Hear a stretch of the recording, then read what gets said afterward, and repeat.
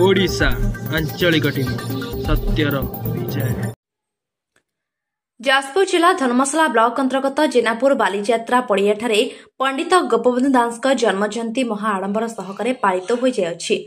उत्कलमणि सेवा संगठन कर्मी और उपदेष्टा मंडलीर सभ्यमानक द्वारा प्रदीप प्रज्वलन सह गोपबंधु प्रतिमूर्ति रे पुष्पमाल्यार्पण करा जायथिला। कार्यक्रम प्रारंभ में मां हिंगुला मंदिर परिसर में वृक्षरोपण करा जायथिला।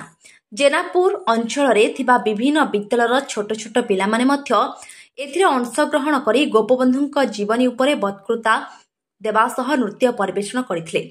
बहु वरिष्ठ व्यक्ति माने भारत पराधीन समय गोपबंधु जेनापुर मध्य देई रेल यात्रा करुवा समय लिखिथिबा कविताटी आवृत्ति करी तांकु मने पकाइथिले।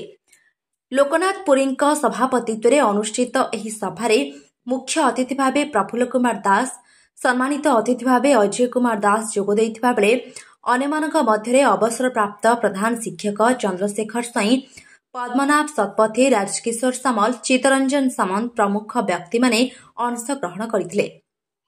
वक्तृता प्रतियोगितारे सफल होइतिबा पिला, समाजसेवी, वरिष्ठ व्यक्ति, सांबादिक मानक मध्य संगठन तरफरु सम्मानित करा जायथिला।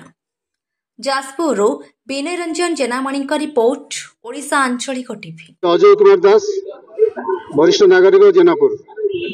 आज जो कार्यक्रम गोपबंधु जयंती आज आम उत्सव होमें गोपबंधु को भूल पारू जिते बड़े बन्या होता गोपबंधु निजे आसी रही गरीब लोक खाया देते एमती निज खाया भी गोटे गरीब लोक मागे तो देते। द्वितीय से यही पटे जाते हजारीबाग जेल 2 वर्ष भितर 5 वर्ष रही कटक अन्य समय ये जाते ट्रेन रे से यही जो कथा लिखी जाती जेनापुर बासी देखी मोर हृदय फाटी जाऊँगी। कविता लिखी जेनापुरवासी केते कष्ट भोगुं से जेहेतु जेनापुर दरद था आम समस्ते चेष्टा करूँ से जेनापुर जेहेतु आसला आम मन पकड़ा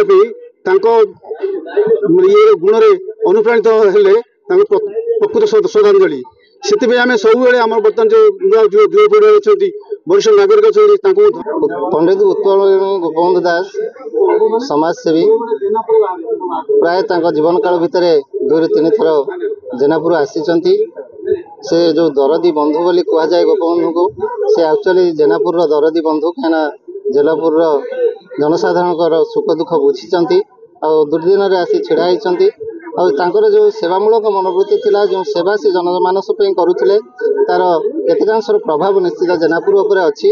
जेनापुरवासी सदासर्वदा तांकरी रास्ता अनुसरण करी सदासर्वदा सेवामूलक कार्य करी आसी थांती। तार अंश आज गोटे